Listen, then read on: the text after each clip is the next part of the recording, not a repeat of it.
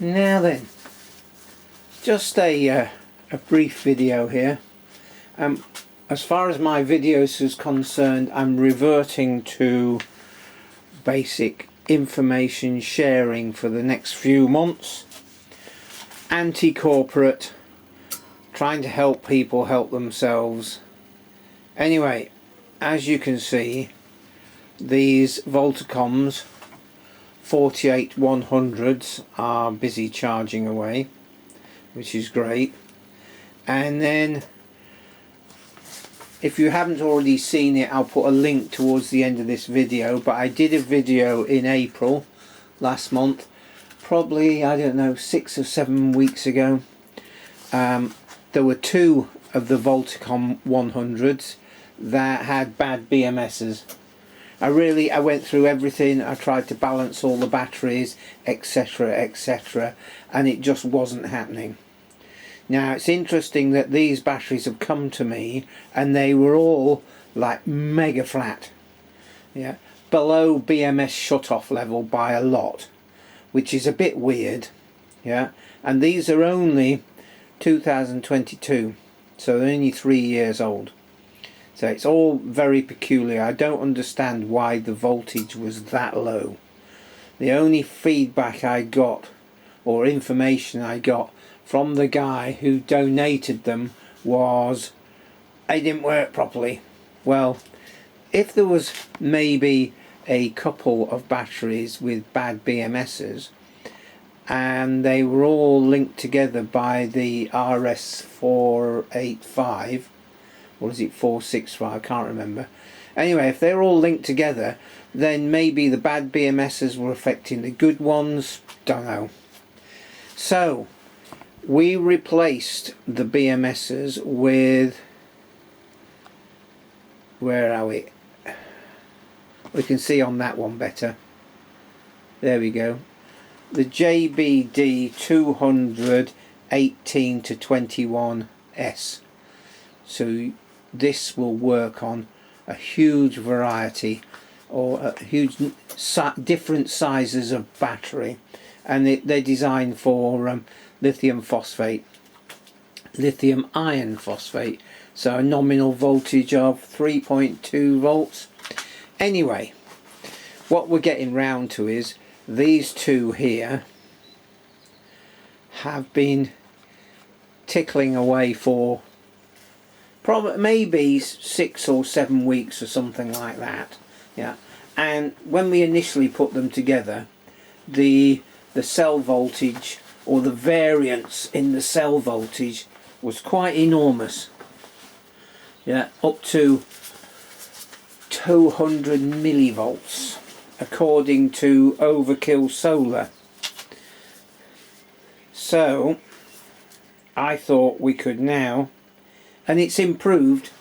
I've had to do a little mechanical balancing between the top pack and the bottom pack, yeah, just with a load for like 10 minutes or something, only of 2 or 3 amps, but just to help it balance out. And then I just left them in circuit working, yeah. So let's have a look at Overkill Solar. I'll just fire it up and then I'll get back to you in a minute. Right, here we go. This is number 1 battery, which is that one there. So focus, there we go, 6 millivolts variation. I think that's pretty amazing. Yeah, it came from over 200 down to 6 millivolts. So let's just go to, let's go up there. You see 3.4, 3.3, 3.5, 3.9, 3.8. Yeah. So let's just go to settings.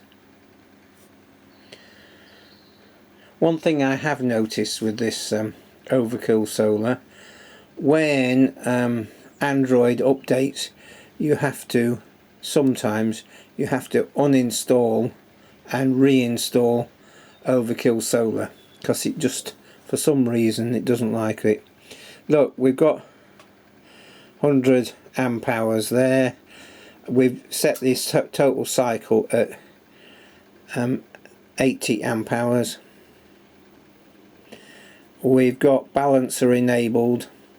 We've got this one, which I'm assuming is, hopefully we can see this, balance only when charging. Well, we don't want that. Yeah. Okay, there we go.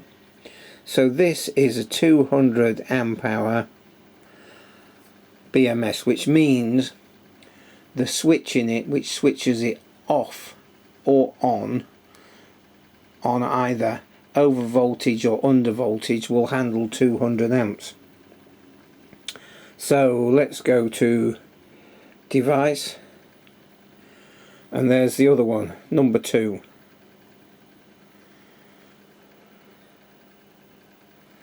Yeah, okay, and number 2, which obviously is that one against the wall there, is 7 millivolts. Yeah, so I'm very happy with that. I just thought I'd update you with things, let you know.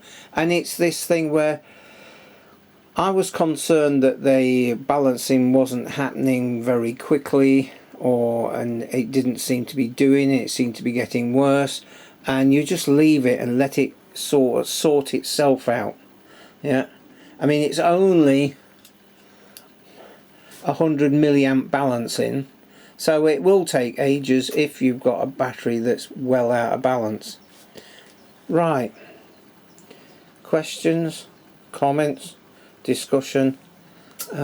I'd be interested to see here if anybody else has had any experience, A, with these Voltacoms, and B, with Overkill Solar. I know Sim66 put me onto getting Overkill Solar, and of course it's free, and I was quite impressed. Yeah, it really does the job. So catch up with you soon. Cheers for now.